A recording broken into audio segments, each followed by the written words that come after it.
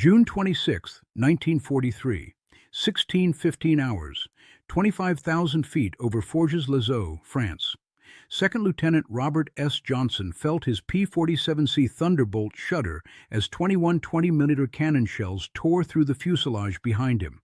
Hydraulic fluid sprayed across his windscreen, blinding him. His radio was dead, his controls were failing, and somewhere above him, a German Focke-Wulf 190 was positioning for the killing blow. At 23 years old, Johnson was flying his 15th combat mission with the 56th Fighter Group. He'd enlisted before Pearl Harbor, trained as a bomber pilot, and somehow ended up in the cockpit of the heaviest, most controversial fighter in the European theater. The P-47 Thunderbolt weighed 7 tons, twice as much as most German fighters, and many pilots considered it a flying brick that belonged in ground attack, not air-to-air combat. But Johnson had just discovered something that would make him a legend. When properly flown, the Thunderbolt was virtually indestructible. The German pilot closing in for the kill was Oberleutnant Egon of Jagdgeschwader II, one of the Luftwaffe's deadliest aces with over 60 confirmed victories. He had no idea he was about to encounter a man who would become known throughout the German fighter community as Der Gespenst des Thunderbolt, the ghost of the Thunderbolt. What happened in the next 37 minutes would prove that sometimes in warfare, it's not about who has the better airplane, it's about who refuses to die when everything goes wrong. Robert Samuel Johnson was born on February 21, 1920, in Lawton, Oklahoma, a small town dominated by the Army's post field. His fascination with aviation began at age 8, when his father took him to see the Three Musketeers, an Army Air Corps aerobatic team that performed death-defying stunts over the Oklahoma plains. 4 years later, Johnson got his first airplane ride in a Ford trimotor that barnstormed through Lawton. 15 minutes in the air changed his life forever. From that moment, he knew he would be a pilot. Johnson worked weekends in a cabinet shop for $4 a week, saving every penny to pay for flying lessons at the local airport. By age 16, he had accumulated 35 hours of flight time in a Wiley Post biplane at $1.50 per 15-minute session, a fortune for a Depression-era teenager. When World War II erupted in Europe, Johnson was attending Cameron Junior College on an engineering scholarship. But the call of aviation was stronger than academia. In the summer of 1941, 6 months before Pearl Harbor, he enlisted in the Army Air Corps as an aviation cadet. The irony was immediate. Johnson had dreamed of flying fighters, but the Army trained him as a bomber pilot. He completed primary training in Missouri, flying open cockpit Stearmans in sub-zero temperatures, advanced training at Randolph Field in Texas, and graduated as a second lieutenant on July 9, 1942. 10 days later, he was assigned to the 56th Fighter Group in Connecticut, equipped with the brand-new Republic P-47B Thunderbolt. Johnson had never seen anything like it. The P-47 was massive by fighter standards, 36 feet long with a wingspan of 40 feet, powered by a Pratt & Whitney R2800 radial engine that produced 2,000 horsepower. It was armed with 8 50-caliber machine guns and could carry external fuel tanks that extended its range deep into German airspace. But it was also controversial. British RAF pilots who evaluated the Thunderbolt dismissed it as too heavy and unwieldy for air-to-air combat. German intelligence initially classified it as a medium bomber rather than a fighter. Even American pilots were skeptical. The P-47 was nicknamed the Jug because of its resemblance to a milk jug. Johnson didn't care about appearances. During training flights, he discovered that the Thunderbolt's massive weight was actually an advantage in certain situations. In a dive, no German fighter could keep up with a P-47. Its radial engine was air-cooled, meaning it could absorb battle damage that would kill liquid-cooled engines. And its sheer mass made it stable as a gun platform. In January 1943, the 56th Fighter Group sailed for England aboard the Queen Elizabeth. Johnson shared a cabin designed for 2 people with 13 other officers. The crossing was miserable, but the destination was everything he had dreamed of: combat operations against the Luftwaffe. The group was stationed at RAF Horsham St. Faith in Norfolk, under the command of Lieutenant Colonel Hubert Hub Zemke. Zemke was a legendary pilot who understood that the P-47's strengths lay not in turning fights with nimble German fighters, but in hit-and-run tactics that exploited superior speed and firepower. Johnson flew his first combat mission on April 18, 1943, a bomber escort to Antwerp. Nothing happened. The Germans didn't show up, and Johnson returned feeling like he'd wasted months of preparation and training. But that changed quickly. By May, the 56th Fighter Group was encountering German fighters regularly, and Johnson was learning the deadly mathematics of aerial combat. His first victory came on June 13th, when he shot down a Focke-Wulf 190 that was attacking a B-17 bomber formation. The kill was confirmed, making Johnson one of the first 8th Air Force pilots to score an aerial victory. Major General Carl Spaatz personally presented him with a bottle of Scotch whiskey to commemorate the achievement. 2 weeks later, Johnson would need all the luck that whiskey could provide. The mission on June 26th was routine. 48 P-47Cs from the 56th Fighter Group would escort B-17 bombers returning from a raid on Villacoublay airfield near Paris. Johnson was flying Half Pint, a war-weary P-47C that had seen better days but was mechanically sound. As the formation approached the rendezvous point near Forges-le-Haut, Johnson's radio crackled with urgent warnings. German fighters were climbing to intercept 16 Focke-Wulf 190s from the Skurgruppe, Jagdgeschwader 26, led by some of the Luftwaffe's most experienced pilots. The attack came from above and behind, the classic bounce that had killed hundreds of Allied airmen. Johnson, flying tail-end Charlie in the 61st Squadron's formation, never saw the 190 that opened fire on him. 21 20mm cannon shells ripped through his aircraft in less than 3 seconds. The first hits shattered his radio, destroyed his hydraulic system, and filled the cockpit with choking fluid. Johnson's canopy was cracked. His controls were barely responding, and hydraulic fluid was coating his goggles, making it nearly impossible to see. A machine gun bullet grazed his nose, and shrapnel from exploding cannon shells peppered his flight suit. The cockpit briefly caught fire before the flames died out, leaving the acrid smell of burned wiring and hot metal. Most pilots would have bailed out immediately.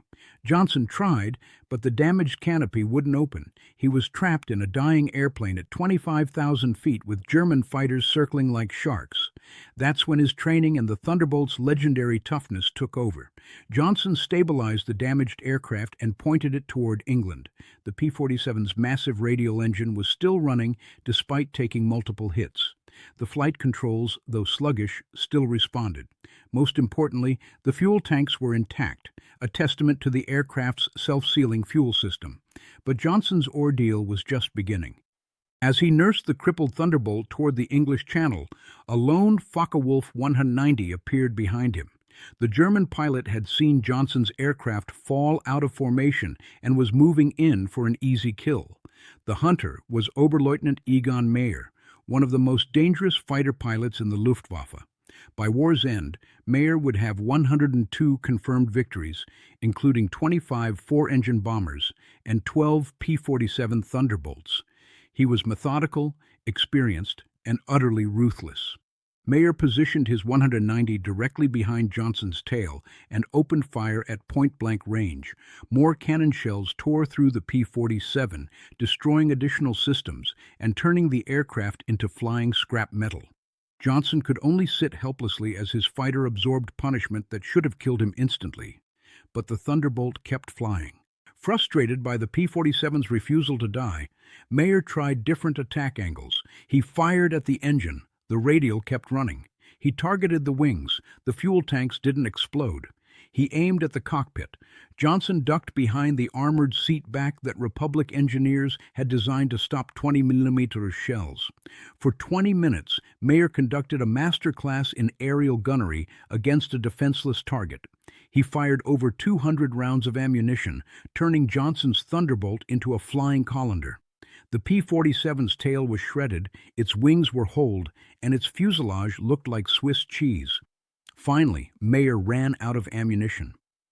In one of the most remarkable moments in aviation history, the German ace pulled alongside Johnson's battered Thunderbolt and stared across the few yards separating the two aircraft.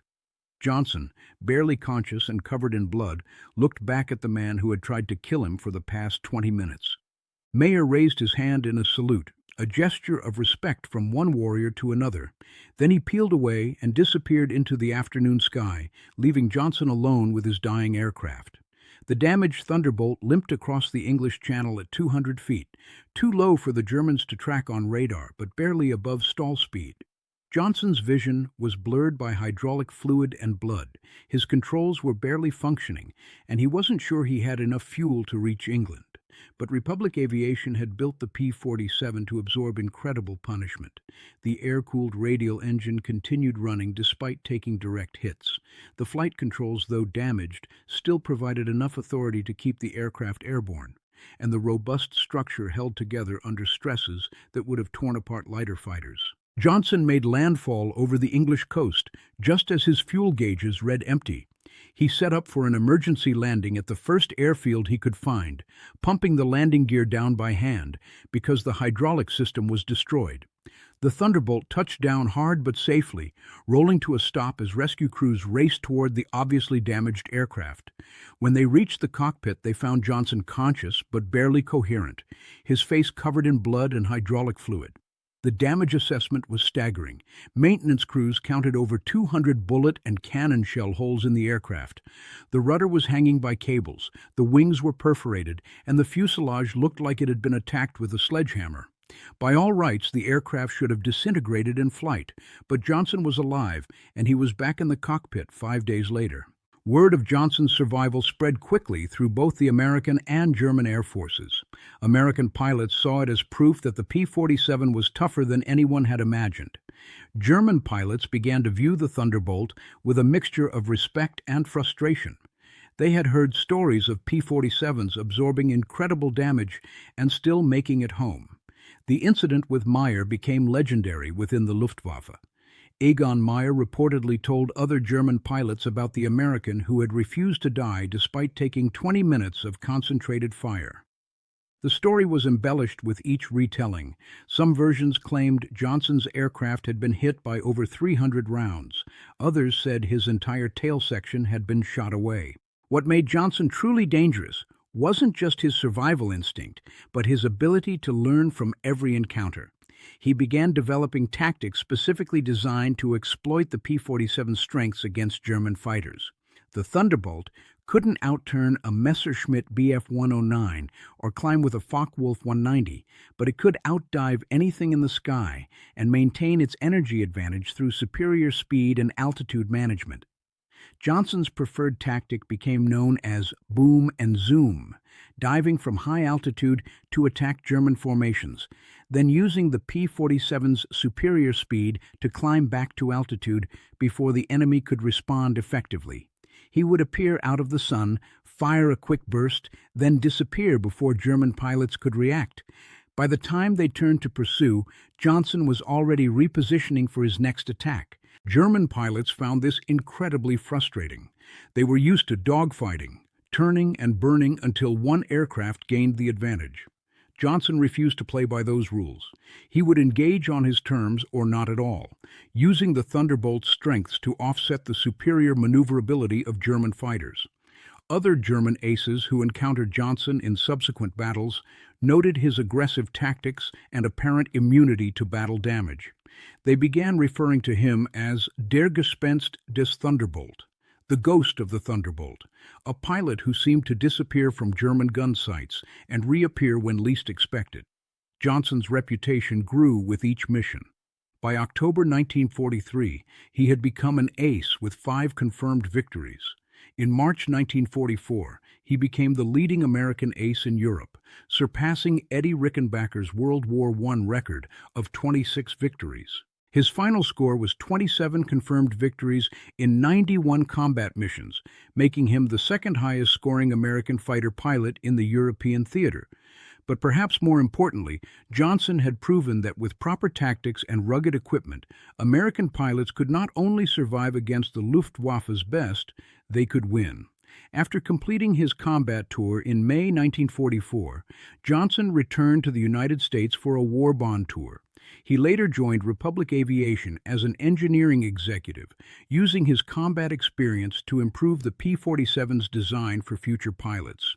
The man who had once failed gunnery school became one of the most celebrated fighter pilots in American history. The aircraft that critics called a flying brick became the most produced American fighter of World War II, with over 15,000 built.